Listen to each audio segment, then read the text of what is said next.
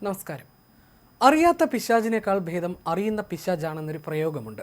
ഇതുപോലെ കൃത്യമായി മനസ്സിലാക്കുന്നത് ഇസ്രയേലും അമേരിക്കയുമാണ്. കാരണം ഇറാനിലെ പുതിയ ഭരണകൂടം പഴയതിനേക്കാൾ അങ്ങേയറ്റം തീവ്ര സ്വഭാവമുള്ളതാണെന്നാണ് ഇസ്രായേൽ ഇപ്പോൾ തിരിച്ചറിഞ്ഞിരിക്കുന്നത്.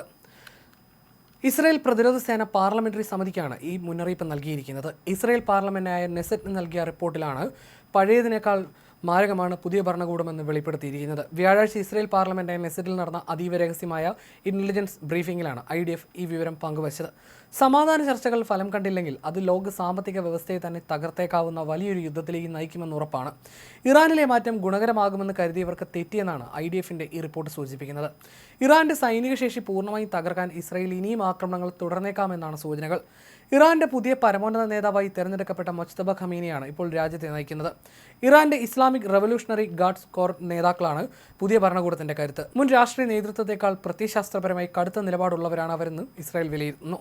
തങ്ങൾ കൂടുതൽ ശക്തരായി തിരിച്ചു വന്നുവെന്നും രാജ്യത്തിന്റെ അവകാശങ്ങൾ സംരക്ഷിക്കുമെന്നുമാണ് മുജ്തബ ഖമീനി തന്റെ ആദ്യ സന്ദേശത്തിൽ വ്യക്തമാക്കിയിരുന്നത്. ഇറാന്റെ ആക്രമണങ്ങളെ എങ്ങനെ പ്രതിരോധിക്കുമെന്നത് ഇസ്രായേലിനെ സംബന്ധിച്ചും വലിയ തലവേദനയാണ്.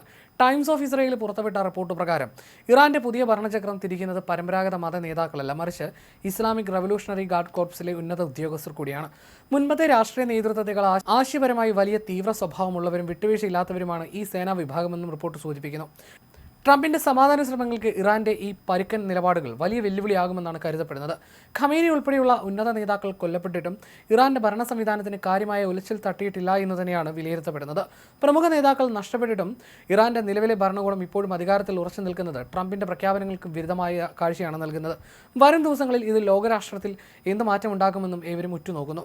അതേസമയം ഭീകര ഭരണകൂടത്തെ അട്ടിമറിക്കാൻ ലക്ഷക്കണക്കിന് ആളുകൾ തെരുവിലിറങ്ങേണ്ട സമയമാണിതെന്നാണ് ഇറാനിലെ ജനങ്ങളോട് ഇസ്രായേൽ പ്രധാനമന്ത്രി ബെഞ്ചമിൻ നെതന്യാഹു നേരിട്ട് ആഹ്വാനം ചെയ്തത്. ജനങ്ങളെ അഭിസംബോധന ചെയ്തുകൊണ്ട് നെതന്യാഹു പറഞ്ഞ വാക്കുകൾ ഇങ്ങനെയായിരുന്നു: നിങ്ങളുടെ ജീവിതം ദുസ്സഹമാക്കിയ ഈ ഭീകര ഭരണകൂടത്തെ അവസാനിപ്പിക്കാൻ നിങ്ങൾ ലക്ഷക്കണക്കിന് ആളുകൾ തെരുവിലേക്ക് ഇറങ്ങുക. നിങ്ങളുടെ കഷ്ടപ്പാടുകളും ത്യാഗങ്ങളും വെറുതെ ആകില്ല. നിങ്ങൾ ഇത്രയും കാലം കൊതിച്ച സഹായം ഇപ്പോൾ എത്തിക്കഴിഞ്ഞു.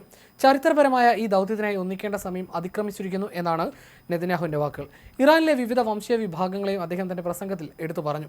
ഇറാനിലെ പൗരന്മാരെ പേർഷ്യക്കാർ, കുർദുകൾ, അസേരികൾ, അഹോസിസ്, ബലൂജികൾ എന്നിവർ ഒന്നിച്ചണി നിൽക്കണം. ഈ ഭരണകൂടത്തെ തകർക്കാനും നിങ്ങളുടെ ഭാവി സുരക്ഷിതമാക്കാനും നിങ്ങളുടെ ശക്തികൾ ഒരുമിപ്പിക്കേണ്ട സമയമാണിതെന്നും നെതന്യാഹു കൂട്ടിച്ചേർത്തു. അത്തരത്തിൽ ഇറാനിൽ ഒരു ആഭ്യന്തര പ്രതിഷേധത്തിനു കൂടി കരുത്തു പകരാനാണ് നെതന്യാഹു തന്റെ പ്രസംഗത്തിലൂടെ ലക്ഷ്യമിടുന്നത്. അതേസമയം ഇറാനുമായി പ്രഖ്യാപിച്ച വെടിനിർത്തൽ കരാറിനെതിരെ ഇസ്രായേലിലും പ്രതിഷേധം അരങ്ങേറുന്നുണ്ട്. ഇതൊരു വലിയ പരാജയമാണെന്നും ഇതിൽ നിന്ന് കരകയറാൻ രാജ്യം വർഷങ്ങളോളം കാത്തിരിക്കേണ്ടി വരുമെന്നുമാണ് ഇസ്രായേലിലെ പ്രതിപക്ഷ നേതാക്കൾ ആരോപിക്കുന്നത്. ഇസ്രായേലിന്റെ സുരക്ഷയെ അപകടത്തിലാക്കുന്ന വിട്ടുവീഴ്ചയാണിതെന്നാണ് പ്രധാന വിമർശനം. അതേസമയം നിലവിലെ രണ്ടാഴ്ചത്തെ ദുർബലമായ സമാധാനം നിലനിർത്താനുള്ള ശ്രമത്തിന്റെ ഭാഗമായി അമേരിക്കയും ഇറാനും തമ്മിലുള്ള നിർണായക ചർച്ചകൾ ശനിയാഴ്ച പാകിസ്ഥാനിലെ ഇസ്ലാമാബാദിൽ നടക്കും. ഹോർമുസ് കടലിടുക്കിലെ തർക്കം, ഇസ്രായേൽ ഹിസ്ബുള്ള സംഘർഷം, ഇറാന്റെ യുറേനിയം സമ്പുഷ്ടീകരണ പദ്ധതി തുടങ്ങിയ അതീവ സങ്കീർണമായ വിഷയങ്ങളാണ് ചർച്ചാ പട്ടികയിലുള്ളത്. പശ്ചിമേഷ്യയുടെ ഭാവി നിർണ്ണയിക്കുന്ന ഈ ചർച്ചയിൽ ലോകരാഷ്ട്രങ്ങൾ വലിയ പ്രതീക്ഷയാണ് വെച്ച് പുലർത്തുന്നത്. ഈ പ്രതിസന്ധികൾക്കിടയിലും ശനിയാഴ്ച പാകിസ്ഥാനിൽ വെച്ച് അമേരിക്കയും ഇറാനും തമ്മിലുള്ള നിർണായകമായ സമാധാന ചർച്ചകൾ നടക്കുകയാണ്.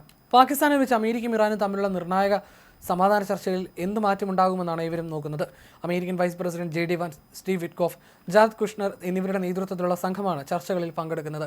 ഇറാന്റെ ഭാഗത്തു നിന്ന് പാർലമെന്റ് സ്പീക്കർ മുഹമ്മദ് ഗാലിബാഫ് ചർച്ചകൾക്ക് നേതൃത്വം നൽകുമെന്നാണ് സൂചനകൾ.